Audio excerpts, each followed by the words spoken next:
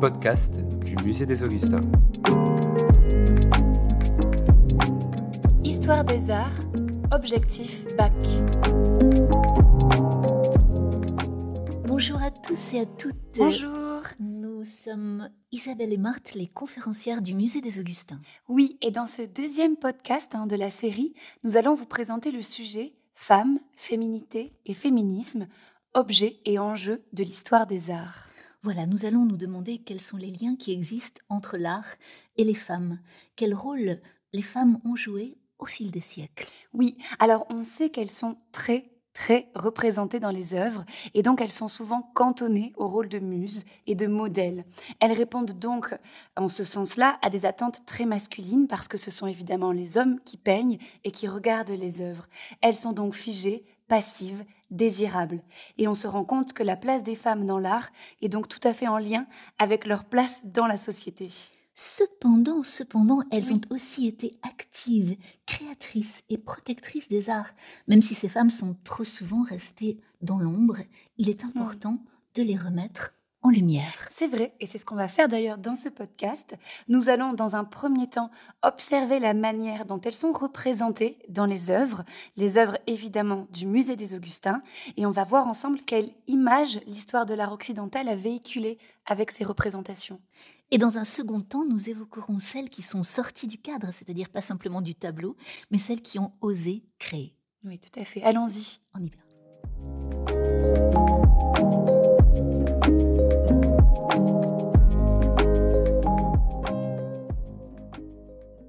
Alors, dans un premier temps, nous allons parler donc de l'image de la femme, la manière dont elle est représentée dans les œuvres. Et en fait, on s'aperçoit que c'est un thème très récurrent dans l'art. Son image est partout. La figure féminine endosse en fait une multitude de statuts. Elle peut être muse, allégorie, et elle est très souvent une représentation fantasmée, érotisée et carrément idéalisée. Et on s'aperçoit que, en fait, ce modèle est très multiple et il répond aux fonctions sociales qu'on attend de la femme. C'est-à-dire qu'elle sera soit l'incarnation de la sensualité ou de la maternité, du vice ou de la vertu. En fait, c'est une image qui n'a pas de demi-mesure. Et c'est vrai que de la Vierge Marie aux saintes, en passant par les très jeunes filles façon oie blanche du XIXe siècle, nous allons nous demander comment l'art occidental a été le relais de cet idéal, à la fois comme support moral et comme reflet des fantasmes masculins. Oui. Et nous allons donc voir quelles sont ces différentes images de la femme dans les œuvres du musée. Alors, on a fait plusieurs catégories. On va commencer par la femme sacralisée, quand elle est symbole de vertu, quand elle est le modèle qu'il faut suivre. Et là, en fait, on parle de Marie. Évidemment, Marie, c'est le modèle par excellence, c'est l'exemple même de la perfection. Déjà, même enfant, elle est représentée dans les tableaux comme une petite fille modèle, consciente déjà de sa responsabilité, sage et sérieuse. Et à cet égard, on pense, dans les collections du Musée des Augustins, à la présentation au Temple de Charles de la Fosse, un peintre du XVIIe siècle. Dans ce tableau, Marie est représentée marchant vers le grand prêtre. Elle est consciente, bien avant l'heure, du lourd destin qui l'attend. Elle est un exemple de responsabilité alors qu'elle n'a que 5-6 ans. On la voit quitter ses parents et elle gravit lentement les marches de l'escalier monumental, très droite, très digne. Son comportement est très éloigné de l'enfance. Elle est déjà adulte. Elle ne parle pas, elle ne se révolte pas contre un destin qui est tout tracé. Oui. Puis, c'est en mère idéale qu'elle sera représentée. Et on s'aperçoit que, en fait, la manière dont elle est mère, c'est très codifié en histoire de l'art. Et il y a beaucoup de vierges à l'enfant qui se trouvent au musée et qui représentent une femme douce, dévouée à son enfant et toujours prête au sacrifice. Elle fait face à son devoir, mais on s'aperçoit qu'elle est quand même très rarement épanouie. Et on le voit d'ailleurs dans le chef-d'œuvre du musée, dans la sculpture qui s'intitule Notre-Dame de Grâce. Alors, dans cette sculpture, justement, la tristesse et la résignation donc l'emporte. C'est un groupe sculpté de la fin du XVe siècle qui représente donc Marie assise sur un banc de pierre avec son enfant Jésus dans les bras. Elle tourne son visage rêveur et mélancolique vers la gauche et elle ne regarde pas du tout son fils qui tourne lui son visage vers la droite. Il y a donc un déséquilibre des attitudes, un mouvement complètement opposé qui fait la rareté. Ce qui rend unique véritablement cette œuvre, c'est ce positionnement. Et puis elle est coiffée d'une couronne trop grande pour sa tête. Ses vêtements semblent trop lourds pour son corps si frêle. Mais cela nous dit peut-être déjà son accablement. Elle sait déjà peut-être que son fils va mourir. C'est vrai. Et on s'aperçoit aussi que les martyrs, qui sont représentés en histoire de l'art, sont également des modèles de vertu. Il n'y a pas que Marie. Les martyrs sont symboles de courage. Et en fait, ils imposent une image très stricte du bon comportement, entre guillemets, bien sûr. Parce que ici, le sacrifice est mis à l'honneur, avec toujours cette idée qu'une femme respectable est toujours vierge. Les martyrs le sont toujours et on se sent obligé de le préciser. Si elles ne sont pas mères, elles sont vierges. Effectivement. Alors, on a un exemple avec Ursule de Cologne. C'est la première vierge, donc on le dit, un martyr de l'histoire chrétienne. Et en fait, elle veut se rendre en pèlerinage à Rome avant de se marier en compagnie de 10 de ses amis. Et de retour, sur le chemin du retour, elles se font massacrer par les Huns, ce peuple de Mongolie. Elle est criblée de flèches parce qu'elle a refusé d'épouser leur chef. Au musée, nous avons une petite peinture du XVe siècle qui représente cette jeune femme auréolée, car c'est une sainte. Elle tient une flèche à la main, c'est l'instrument de son martyre, et elle a un très grand manteau qu'elle ouvre en signe de protection, comme une vierge de miséricorde, sous lequel elle pourrait abriter toutes les autres vierges qui ont accompagné son pèlerinage et son martyre. Beaucoup de martyrs féminines sont aussi des modèles de force de caractère, Oui, parce aussi. qu'elles osent proclamer leur liberté personnelle au nom de Jésus-Christ, mais elles le payent de leur vie, elles le payent cher, et le message donc n'est pas très encourageant. C'est vrai. Alors, on remarque aussi, on s'est aperçu avec Isabelle, que la représentation même physique des femmes évolue au fil du temps, la manière dont on va vraiment les imager, en quelque sorte. À la préhistoire, elle est tout en rondeur, pour représenter la fécondité. Et au Moyen-Âge, la femme n'est qu'une vierge, on l'a vu, mais c'est surtout qu'un visage. On ne montre pas du tout son corps. Et à la Renaissance, et après, dans les siècles qui suivent, elle sera de plus en plus un corps idéalisé qui répond à des canons différents selon les époques. Si elle n'est pas ange, c'est-à-dire représentation de la perfection, en fait, elle est démon. Oui. Il n'y a pas de demi-mesure, il n'y a pas de nuance. Elle est diabolisée, elle est cette pécheresse. Et la vision est très moralisatrice pour ramener les fidèles dans le droit chemin. De tout temps et depuis Ève et la pomme, les femmes sont associées à la tentation, à la luxure, au péché. Et l'histoire de l'art et l'imagerie chrétienne en général sont remplies de ces représentations féminines négatives, au comportement tout à fait immoral. Oui, et dans un des chapiteaux romans, donc du XIIe siècle que nous avons au musée, alors un chapiteau, c'est cette sculpture de pierre qui se trouve au sommet des colonnes et qui décore les cloîtres, eh bien il y a une histoire de Marie l'Égyptienne qui est racontée, qui est sculptée en fait tout autour de ce chapiteau de pierre. Alors Marie l'Égyptienne, c'est une prostituée dont on voit les vêtements très luxueux sur le chapiteau. Il y a des pierreries qui sont sculptées très finement. Et donc elle vivait du commerce de son corps, ce qui était jugé comme très mauvais. Et un jour, elle a une vision de la Vierge Marie. Et suite à cette vision, elle décide de tout changer dans sa vie. Elle refuse les pièces d'or, se coupe les cheveux qu'elle portait très longs et lâchés. Ça, c'est un argument de sensualité, les cheveux. Et elle se retire dans le désert pour vivre dans un dénuement absolu. Et cette fois-ci, de manière très rustique, on la représente avec une peau de bête à ce moment-là. C'est vrai. Alors, on retrouve cette idée d'une femme de mauvaise vie qui, suite à une rencontre, fait le choix d'abandonner sa vie d'avant et se repent. Et on la retrouve donc cette image avec Marie-Madeleine. Il y a au musée des Augustins un tableau de Nicolas Tournier, donc un peintre du XVIIe siècle, qui nous parle d'elle. Et on retrouve donc l'argument des longs cheveux dénoués, comme précédemment, comme Marthe vient de vous le dire, argument de séduction en Orient.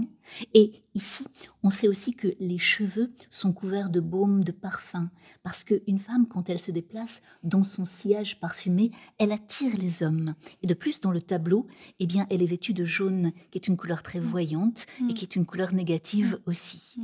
Alors, on a un autre chapiteau roman aussi où il est question d'une autre femme, mais plus particulière. Là, c'est un personnage mythologique. Il s'agit d'une sirène qui est sculptée. Elle est au centre d'un cercle végétal et elle est en train de se coiffer et de se regarder dans un miroir. Elle a la poitrine nue et une queue de poisson. C'est donc une créature hybride. Mais c'est important de vous dire que dans la mythologie grecque, la sirène était une femme oiseau qui séduisait les hommes, mais en chantant. Elle volait au-dessus des navires et elle charmait les marins avec sa voix. Et avec le christianisme, on assiste à un glissement de son apparence et elle devient une femme poisson. Et au fur et à mesure, elle piège les hommes, non plus par sa voix, mais surtout par son apparence. Voilà, hein. Et donc, en fait, on s'aperçoit que dans ce chapiteau, il est question de l'apparence, puisqu'elle se coiffe et donc elle est représentée coquette. Et la coquetterie est un vice. Donc, l'imaginaire médiéval nous montre la femme comme séductrice, une tentatrice charnelle et donc un agent de transmission du péché par excellence. D'accord. Ah. Quelle histoire. Bon, alors quittons le Moyen-Âge et propulsons-nous au XIXe siècle, où l'on voit que le corps féminin provoque toujours des pensées très coupables. Oui. Alors je pense au cauchemar, cette sculpture en marbre gris de Thiviers, un sculpteur de la fin du XIXe siècle, qui va donc s'inspirer d'un célèbre tableau de la fin du XVIIIe siècle peint par un peintre suisse qui s'appelait Fuseli. J'espère que vous suivez là, parce que voilà, le chemin est celui-là. Donc on peut voir une femme nue, allongée sur un lit, elle ferme les yeux. Son corps entier se tord parce qu'une créature terrifiante s'est posée sur elle. Elle est en proie donc à un cauchemar, et le monstre matérialise ce cauchemar. Alors il est représenté sous la forme donc d'une créature hideuse et hirsute, poilue pour dire son animalité, alors que le corps de la jeune femme est montré lisse, doux, sensuel. On est vraiment sur le principe d'opposition. Et il y a une ambiguïté parce que bien que cette femme tente de se défendre en repoussant d'une main le monstre, son autre main agrippe le drap comme si elle saisissait le drap dans un geste de plaisir, d'extase. Bon. C'est troublant. Hein. Oui, mais il faut noter aussi qu'au XIXe siècle, aucune femme de bonne moralité ne dort nue. Or là, elle est représentée toute nue. Donc vous voyez en fait combien tout l'accuse. Le plaisir sexuel féminin est diabolisé, son corps est diabolisé car il est associé au désir. Alors, cette sculpture représente à la fois les joies et les souffrances. C'est une étonnante attirance et en même temps une répulsion face à ce démon. Alors, ce démon, il faut le préciser, on va vous le décrire un petit peu. Isabelle, tu l'as dit, il est poilu, mais il n'y a pas que ça. Il a une corne unique, une queue très velue, des ailes de chauve-souris, des griffes. C'est une créature hybride qui est très médiévale dans sa représentation, un peu comme une gargouille, mais qui a une poitrine. Ça, c'est important. C'est un démon féminin. Et là, tout est troublé. Et en fait, on a envie de se demander, est-ce que ce démon ne serait pas une part d'elle-même, de la femme qui dort, un peu comme son côté obscur, son dark side, qu'elle tente de repousser, comme si elle se battait contre elle-même. Ça soulève plein de questions. Oh là là. Alors en fait, on va à présent donc proposer une autre image encore de la femme. On a vu la femme perfection, on a vu la femme diablesse. Voyons à présent la femme qui est juste érotisée, juste fantasmée, où là, il n'y est plus question de moralité, mais de nu. Nous sommes au XIXe siècle. Les femmes sont objets de désir en peinture, en sculpture, on l'a vu.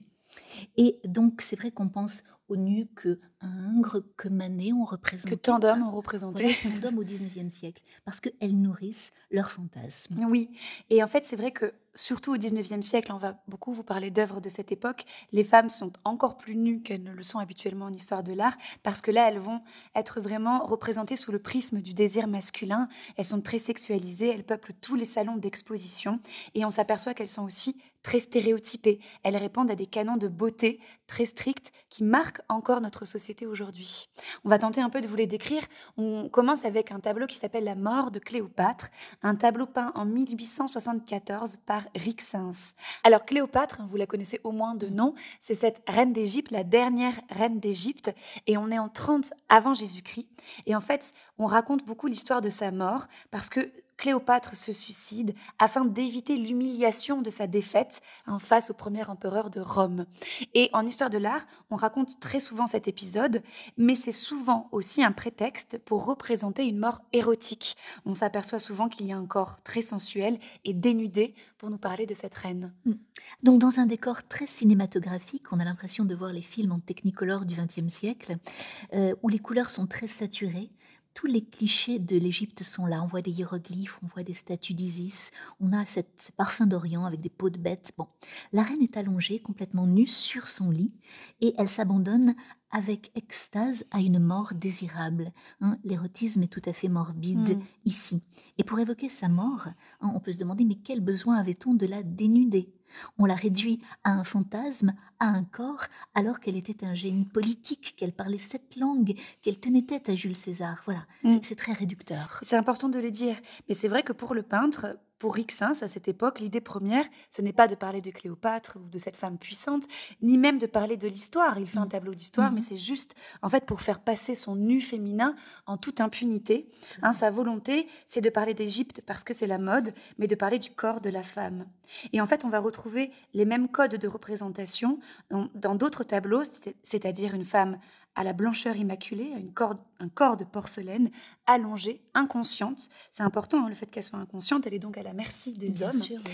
Dans un tableau qui s'intitule « Les naufragés », tableau réalisé par François Latil en 1841.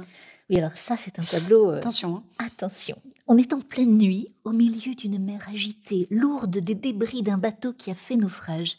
Il y a deux personnages qui se sont échoués, accrochés à un rocher. Ce sont donc les rescapés. L'homme du moins, parce qu'on ne sait pas trop si la femme vit encore. Oui. Mais évidemment, le corps de la femme donc, est absolument dépourvu de toute blessure qui nuirait à la contemplation qu'on peut en avoir, alors qu'il est évident qu'il devrait être couvert de bleu et des raflures. Elle est au pied de l'homme, elle est à ses pieds en quelque sorte, dans une position ondulante, telle une Vénus ou une sirène, elle est allongée, donc, et lui, il est dressé, elle est presque entièrement nue, seul un tissu couvre le bas de son ventre. Son corps donc est abandonné et rien n'est réaliste, rien n'est naturel. Tout est ridicule parce que personne ne meurt comme ça, oui. On peut le dire comme ça. C'est sûr. L'idée, c'est simplement de susciter du désir sur fond de catastrophe naturelle. Exactement.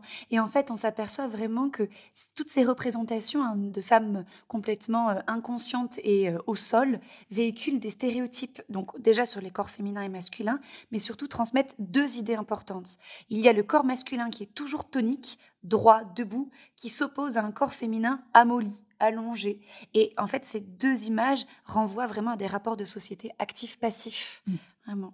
Alors, on a un autre tableau dans un même contexte funeste où on mélange mort et érotisme avec une œuvre très très grande qui s'intitule La mort de Ravana.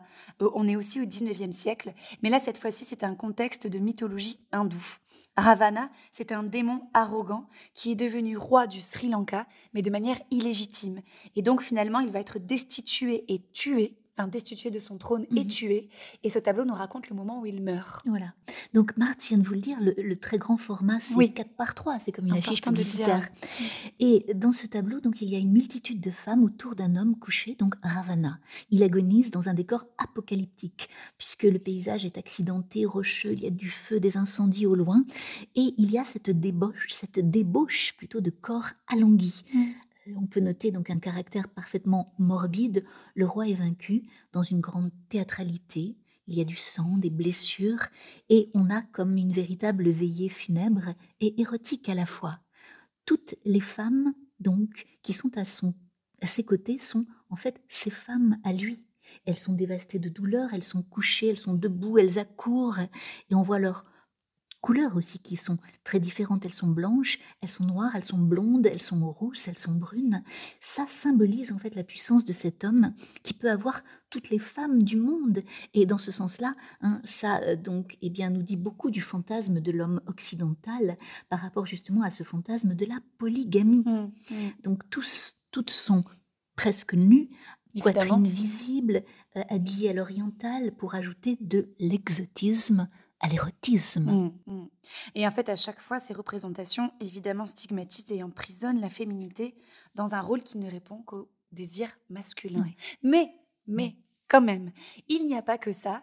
Et heureusement, certaines figures offrent des modèles de féminité plus affirmés, parfois même combattantes. La collection du Musée des Augustins est quand même riche en femmes puissantes qui s'affirment dans une attitude frontale et assumée, des femmes qui sont debout et fortes. Et ça, c'est notre dernière partie sur l'image des femmes, les femmes émancipée, libérée et puissante.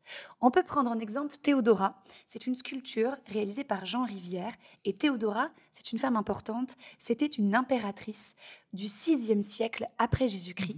Et nous sommes à Byzance, c'est Istanbul aujourd'hui. Et donc, c'est donc un personnage historique. Oui. Et elle a régné donc avec son mari Justinien, et c'est très rare donc bien sûr à l'époque.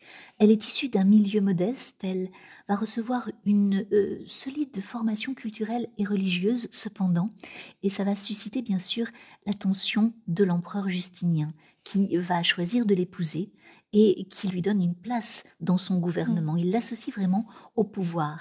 Et Théodora a une influence importante, notamment sur les réformes législatives, et notamment donc pour tout ce qui concerne le droit des femmes. Oui, donc en fait, c'est une personnalité aux multiples facettes et elle laisse vraiment l'image d'une femme au tempérament affirmé, qui était à la fois habile et impitoyable. C'est l'une des souveraines les plus influentes de son temps. En fait, son parcours est un exemple remarquable d'ascension sociale aussi, Mhm. parce que tu l'as dit, Isabelle, elle vient d'un milieu modeste et elle arrive à avoir cette place-là et ce pouvoir-là. Et on l'oublie un peu aujourd'hui, on la connaît moins, alors qu'elle Oui. était quand même très très importante, mais il y a eu beaucoup de représentations d'elle à un moment qui témoigne la fascination des auteurs à son égard. Mais c'est vraiment une œuvre que nous avons au musée des Augustins qui nous fait comprendre à quel point elle était importante. Parce que c'est un buste, en fait on voit le visage de Théodora, c'est un plâtre tout doré qui est fait pour être accroché à un mur, mais elle prend donc beaucoup de place. Et tout en bas, en tout petit, vous avez Justinien, mais il est ridiculement petit à côté d'elle. Ce qui veut tout dire. Ouais. Donc c'est une œuvre très orientale, étant donné donc les bijoux, les dorures, les pierreries, les immenses boucles d'oreilles que porte Théodora. Au musée des Augustins, il y a aussi une autre femme, cette fois qui est issue donc de la Bible, qui est une femme très puissante. C'est la Judith qui brandit la tête d'Holoferne, réalisée par donc Victor Ségophin en 1896. Et là, il y a donc toute la puissance d'une femme dont l'acte est politique. Une femme qui, cette fois 6 siècles avant Jésus-Christ, va libérer son peuple en tuant le tyran, le général Holoferne. Donc nous sommes en Béthulie, c'est une province de la Palestine aujourd'hui, et il s'agit d'une femme qui sort de sa condition de femme, de veuve, de mère, et qui se fait guerrière et justicière, à une époque et dans une géographie où, dans ce rôle, on n'attend pas du tout une femme. Et oui. Donc c'est un bronze de petite taille, il fait à peine plus d'1 mètre de hauteur, mais la taille de l'œuvre contredit complètement la force de l'expression. Oui, c'est vrai, le personnage de Judith est tout en tension. Elle est debout, les bras tendus vers le ciel, qui forment un V, le V de la victoire. Et au bout de chaque main, elle tient l'épée et la tête coupée. Il y a une forme de violence dans ce geste de triomphe, mais elle vient de tuer le général, elle brandit cette tête qui est toute petite, réduite à une dépouille dérisoire. Et il y a véritablement un geste théâtral, quelque chose de très dynamique dans cette position. Alors, tu l'as dit tout à l'heure, on a parlé de l'orientalisme un peu avec Théodora. C'est un peu le cas aussi avec cette sculpture, c'est la même époque. Il y a cette mode de l'oriental. On a vraiment une robe très très longue, mais avec un plastron de pierre, des boucles d'oreilles très lourdes. On a vraiment les pieds nus, les bijoux aux pieds et aux chevilles. Tout est là pour évoquer le côté oriental. Et on note aussi ces larges manches qui découvrent des bras puissants, des hanches larges également, qui accentuent l'impression de force et de froide détermination. Elle a la tête tournée vers la tête coupée d'Holoferne, et on découvre une mâchoire puissante, presque saillante. Donc dans cette œuvre, on a une modernité, mais aussi une virilité de représentation. Oui, Judith est très souvent représentée et beaucoup au 19e, aussi parce que c'est une héroïne très séduisante et dangereuse qui sait jouer de ses charmes. Et en fait, on peut dire que c'est un petit peu l'archétype de la femme fatale Oui, c'est aussi. vrai. Alors on termine cet épisode avec une dernière œuvre, une œuvre d'Amélie Boris-Sorel. Donc à la fin du XIXe siècle, les femmes peintes par Amélie Boris-Sorel illustrent un combat profond et nécessaire, celui de la liberté. L'œuvre s'intitule Dans le bleu et elle a été réalisée en 1894. Alors, il est question d'une femme de profil qui est tout à son moment, le moment de fumer sa cigarette. Elle n'est pas du tout apprêtée, elle est encore en peignoir, elle n'est pas maquillée, ses lèvres sont blanches, elle n'a besoin de personne pour être bien à ce moment-là. Donc sa position est décontractée, puisqu'elle est assise seule à une table, elle est pensive, elle boit un café, elle fume une cigarette, elle n'a pas de chapeau et elle est en tenue d'intérieur, mal ajustée, grossièrement refermée sur lui-même. Mais il faut revenir sur l'idée de nicotine et de caféine. Ce sont les plaisirs réservés aux hommes. Et c'est un véritable manifeste féministe que cette œuvre. Cette peinture nous montre une femme libérée, une femme qui n'est pas du tout dans la norme. Elle ne regarde même pas le spectateur, elle ne pose pas, elle ne cherche pas à être un objet de désir. Elle échappe au code de la bienséance. Oui, et c'est intéressant de savoir dans cette œuvre que ce n'est pas une commande. C'est important parce qu'en fait, l'artiste, donc Amélie Bory-Sorel, a choisi de faire ce portrait parce qu'elle est séduite, sûrement par cette femme absorbée par le bleu de sa fumée, le bleu qui évoque aussi le rêve, le blues. Oui, le tableau c'est s'appelle vrai. Dans le bleu. Et donc finalement, elle vole un instant, elle capte un moment naturel qui l'a touchée et elle nous parle de cette femme libre. Mais cette femme parfaitement anonyme, on ne sait pas de qui il s'agit, on est loin des femmes d'histoire ici.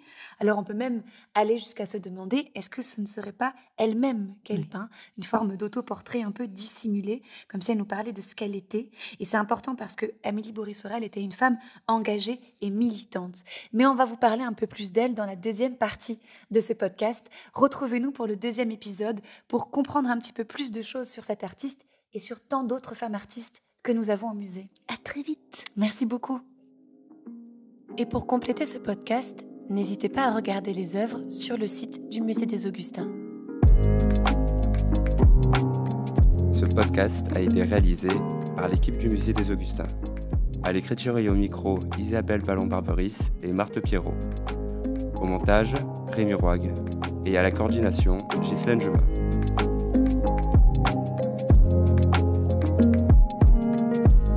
Si vous avez aimé ce podcast, n'hésitez pas à liker et à vous abonner.